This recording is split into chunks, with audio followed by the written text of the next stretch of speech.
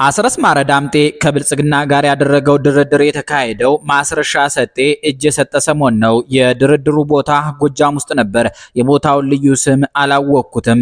አስረስና ብልጽግና ኬንያ ሁሉ ተወካይ ልከው ተደራድረዋል የሚል ነገር ሰምቻለሁ።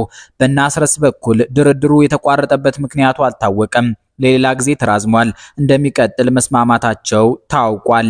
የተደመጠው መረጃ አንድ ከጣቢያችን ዘጋቢ ጋር ቆይታ ያደረጉ ምንጭ ከላኩልን ጽሁፍ ላይ ተቀነጨበ ነው። ምንጩ የአማራ ፋኖ በጎጃም ወሳኙ ሰው የመላው የፋኖ እንቅስቃሴ የፖለቲካ እስትንፋስ ሆኖ የቀጠለው ጎልማሳ የፋኖ ትግል ደጋፊዎች የአማራው ጠበቃ የሚሉት አስረስ ማረዳምጤና ብልጽግና በቅርብ ጊዜ ከህዝብ የተደበቀ የመጀመሪያ ዙር መደበኛ ድርድር ስለማድረጋቸው አትጠራጠሩ ብለውናል።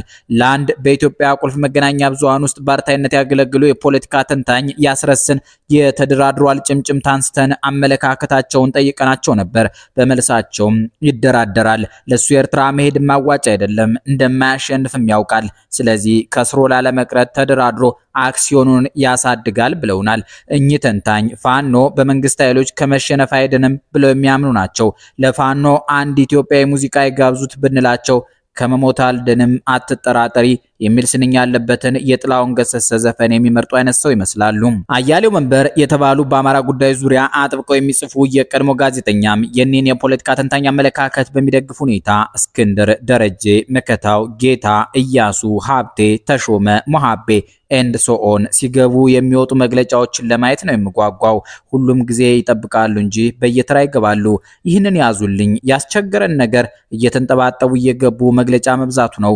በተሳሳተ ትግል ውስጥ ሆኖ የህይወት መስዋዕትነት መክፈል ጀግንነት ወይም ድል ሳይሆን አላዋቂነትና ተሸናፊነት ነው በማለት ጽፏል። እንዲህ ያለውን የልሂቃን ትንተና ስናነብና ከዚህ በፊት ካሰግድ መኮንን እስከ ጸዳሉ ደሴ ከስዩም ይዘንጋው ድንቁ እስከ ካፒቴን ማስረሻ ሰጤ ድረስ የዘለቁ ብልጽግናን ሳንሸኝ እጅ አንሰጥም ያሉ ሁሉ ዛሬ ያሉበትን ካምፕ ስንመለከት ህዝብ ያልቃል፣ ንጉስ ይታረቃል የሚሰኘው ቀፋፊ የኢትዮጵያውያን የሰርክ ተረት ለብዙኛ ጊዜ ሊደገም ይሆን ያሰኘናል። እንዲህ ያለው የኢትዮጵያ ታሪክ ጥላ አንድን ሌላ በሴራ የተሞላ የህዝብ መተላለቅና ሸፍጠኛ ፍጻሜውን ያስታውሰናል።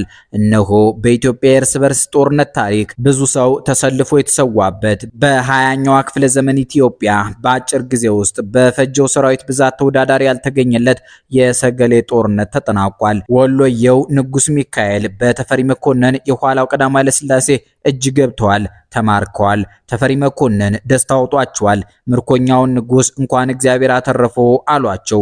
ንጉሱ ላልጋ ወራሹ ልጄዋ አንተንም እንኳን አተረፈ በወሎዬ ቃና መለሱላቸው። አባትና ልጅ እንዲሊፋቀሩ እኛን አስፈጁን ሲል የሸዋ ወታደር በጸጸት ነፈረ።